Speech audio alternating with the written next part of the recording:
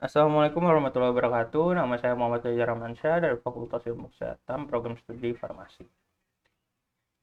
Saya akan mempresentasikan menulis dalam keterampilan berbahasa. Pembahasan kali ini saya bagi menjadi 4, yaitu 1. Bagaimana keterampilan dalam berbahasa, 2. Bagaimana keterampilan dalam menulis, 3. Bagaimana hubungan antara menulis dan membaca, 4. Bagaimana hubungan antara menulis dan berbicara.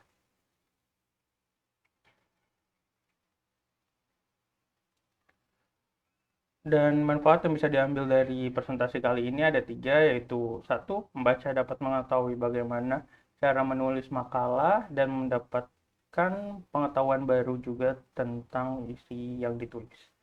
2. Pembaca dapat menambah wawasan dan pemahaman tentang menulis dalam keterampilan berbahasa. 3. Memberikan ilmu yang positif kepada pembaca. Menulis. Menulis merupakan kegiatan untuk menciptakan catatan atau suatu informasi pada suatu media kertas dengan menggunakan alat-alat seperti pena atau pensil. Menulis juga bisa disebut satu kegiatan berbahasa yang dilakukan atau dikemukakan dalam bentuk tulisan. Keterampilan berbahasa. Keterampilan berbahasa merupakan percakapan seseorang untuk memakai bahasa atau menulis, membaca, menyimak, atau berbicara. Dalam memperoleh keterampilan berbahasa, biasanya melalui suatu urutan yang sangat teratur, yaitu dengan kemampuan menyimak dan memahami tutur kata yang ada di sekitarnya. Kemudian dari hasil menyimak atau memahami tersebut akan ada yang namanya peniruan, yaitu dengan cara berbicara.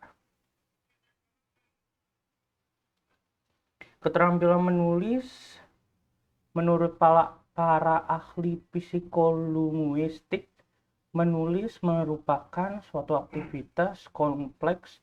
Menulis adalah suatu kegiatan berbahasa yang dilakukan dalam bentuk tulisan.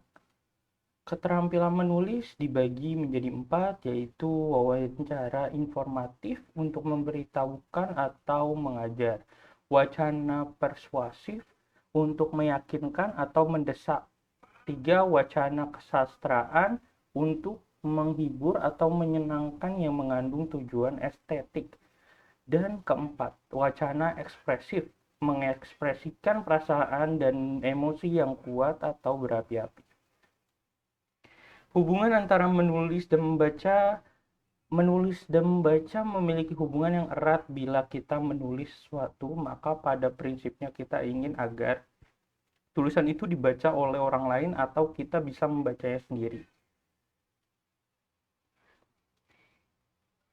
Dan skema yang harus diperhatikan, maksud dari penulis dengan respon pembaca, yaitu dibagi menjadi 2, maksud penulis dan respon pembaca. Maksud penulis dibagi menjadi 4, yaitu memberitahukan atau mengajar, meyakinkan atau mendesak, menghibur atau menyenangkan, mengekspresikan perasaan dan emosi yang berapi-api. Dan respon pembaca juga dibagi menjadi 4, yaitu mengerti atau memahami, percaya atau menentang, kesenangan estetis, tingkah laku, atau pikiran yang dikendalikan oleh emosi. Hubungan antara menulis dan berbicara merupakan hal yang berbeda. Perbedaannya yaitu dalam menulis diperlukan penglihatan dan gerak tangan, sedangkan dalam berbicara diperlukan pendengaran dan pengucapan. Menulis merupakan komunikasi tidak langsung, sedangkan berbicara merupakan komunikasi langsung yang bertatap muka. Kesimpulan dari keempat keterampilan yaitu menulis, mendengar, membaca, dan berbicara saling berkaitan. Hubungan antara menulis dan membaca itu saling berhubungan karena menulis untuk dibaca bukan dilihat. Hubungan antara menulis dan berbicara yaitu memiliki ciri yang berbeda. Kalau menulis perlu melihat dan bergerak tangan, sedangkan berbicara memerlukan pendengaran dan ucapan. Kegiatan menulis bisa digunakan untuk kebutuhan hidup sehari-hari yang selaras antara antara produktivitas menulis. Sekian presentasi dari saya, kurang lebihnya mohon maaf. Assalamualaikum warahmatullahi wabarakatuh.